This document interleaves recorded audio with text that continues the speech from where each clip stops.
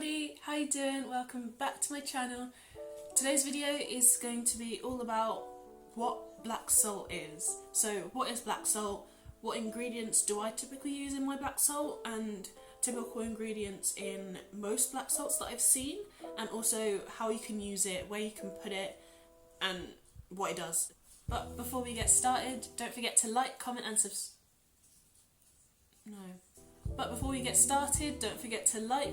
subscribe to see more content on spirituality and self-growth. Now, let's get into the video.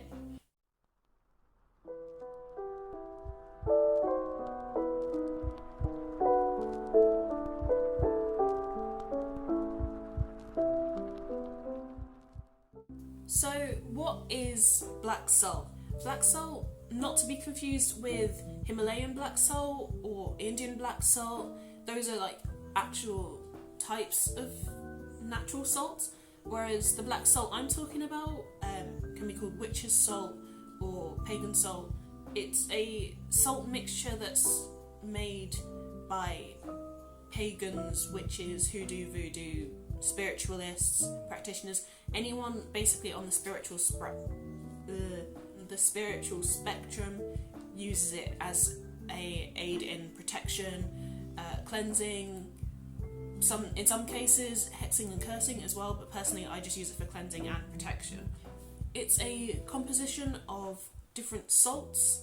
Usually people just use sea salt or rock salt or even just normal table salt and mix it with ashes or charcoal and other ingredients that help in protection and cleansing.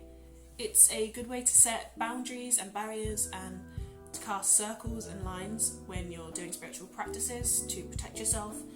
I'll go into more details later on in the video on how you can use black salt and different places you can put it in your house and what it helps with. So these are the main ingredients that I have seen and that I like to use in my black salt, and the correspondences that go with each ingredient. The first main ingredient is the salt itself. Salt in general is really good for cleansing and purification, as well as dispelling negative energy and releasing attachments. That can be emotional attachments, spiritual attachments. It's just really good for breaking bonds with negative or unwanted energies or people. I also like to use pink salt or pink Himalayan salt because of the colour correspondence of the pink. It's to do with self-love, love, care. It's just got really caring feminine energies to it, which I like to use when I'm cleansing or protecting myself, so I can draw in more of that care and more of that self-love and compassion into my practice. But that's a personal preference. A lot of people just stick to normal sea salt or table salt when they're making their black salt, but I like to add a little bit of, spice. The next main ingredient that I think everyone uses is ash. This can be ash from literally anything you burn.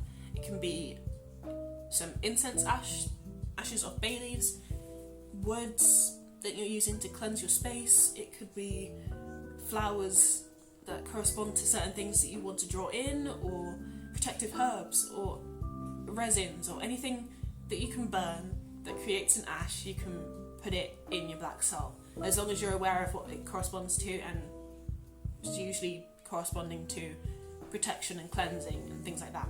But again, personal preference. Personally, I like to use my ashes from incense that I've used to cleanse my space, and resins that I like to use to cleanse, so things like sage or dragon's blood or frankincense, or even just like dried herbs or even fresh herbs that I just want to cook up in my little melting pot. So sage, rosemary, those herbs are like my go-tos for cleansing, so I usually include them in my black salts. But like I said, your ashes can be made from anything that you use in your practice that you are willing to burn. Even if you're burning sigils with protective symbols on them, you can use that ash knowing full well that you've activated the protection of that sigil, and use it in your black salt, and then it will be amplified with that protective energy that you've just burnt. The next thing that most people add into their black salt is charcoal. That is what really gives it that black look. Depending on how much you add to it, of course, it can be anywhere from a grey to a black. I prefer to have my black salt quite dark, or as dark as I can, because, you know, money and stuff, I can't chuck in a whole pack of charcoal. Black corresponds with protection and blocking, binding and banishing negative energies, as well as reversal magic. So the colour itself is doing the job. And then, as well as the colour, charcoal itself is really good for purification, as well as protection. And charcoal also evokes the elements of fire, earth and air. So depending on how you're using it, you can also have the elements on your side. Now we're getting more into the regular ingredients, but not like the musts or the ones I see people using all the time. These are either things that I like to do personally, or things that I've seen other people do quite regularly, but not like as part of their main ingredient list. I nearly knocked my camera over. As mentioned before, I sometimes burn bay leaves. These usually have sigils written on them, or petitions, which will be activated when they are burnt, and then I add the ash into my black salt mixture. Bay leaf itself is really good for purification and protection, so even if you don't want to burn it and you just want to grind it up or cut it into small pieces and mix that in with your black salt, then that itself will elevate the dish. That itself will amplify your black salt. Another ingredient that I see quite often is black pepper. This is probably more common than the bay leaf that I've seen so far, but I like to use both bay leaves and black pepper. Black pepper is really good at driving away negative energies. It's really good at driving away unwanted energies or people, or banishing and binding negative energies. And they also protect you from evils and baneful magic in general. So if someone's trying to attack you spiritually, black pepper is a really good defense. Another ingredient that I like to use personally is cinnamon. Cinnamon is represented by the element of fire, and therefore, naturally, it's a really good spice to speed up a reaction or a spell or practice or workings or whatever you're doing. It's really good to speed up the results, as well as fire being a really protective element in general, and it's good at basically scaring away the negative energies, pushing it away, banishing it, and creating a protection around the space or the tool or the person that you're trying to protect.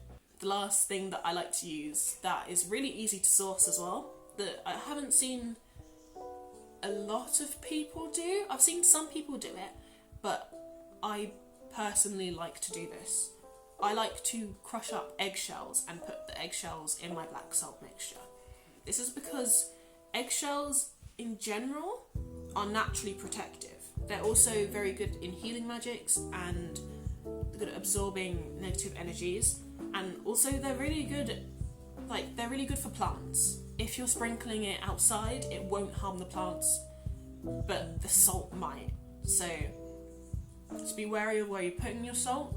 Sometimes I like to substitute my salt for eggshells if I'm planning on sprinkling out onto grassy areas, because I don't want to kill the nature, I don't want to kill plants. It's good to have that substitute that it's not going to harm your plants, especially if, say, you're making a spell jar or you're doing something that would need to be buried after.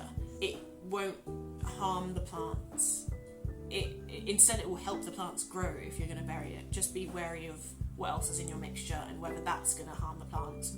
But yeah, eggs, good for the earth. Now I'm going to be talking a little bit about how you can actually use the black salt. I've mentioned briefly that you can cast circles and lines of protection around your space to not allow any energies coming into your space. So say if you're doing some kind of spell work, or you're doing a very heavy, intense prayer or something, and you don't want anything from the outside to interfere with what you're doing, you can cast a circle with your black salt around where you are, sit in the middle of it, and no negative energy should be able to come into your circle. Obviously you should cleanse your space before and after you do this, just to make sure that you're getting rid and banishing all negative energy that is potentially around you, and you're keeping yourself safe. I like to cast lines and like outside of my windows and doors,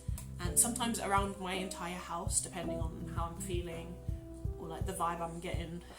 Another thing you can do is sprinkle a little bit into your bath water. If you're having a ritual bath or like a cleansing bath, sprinkling a little bit into your water will infuse the bath water with the same energies in your black salt, and therefore cleansing you, protecting you, or whatever your bath is for. It will help amplify the intentions. In the same way, if you're cleansing, you can sprinkle some into cleaning products, or say if you're mopping your floor, you can sprinkle some into your mop water. Is that even what it's called?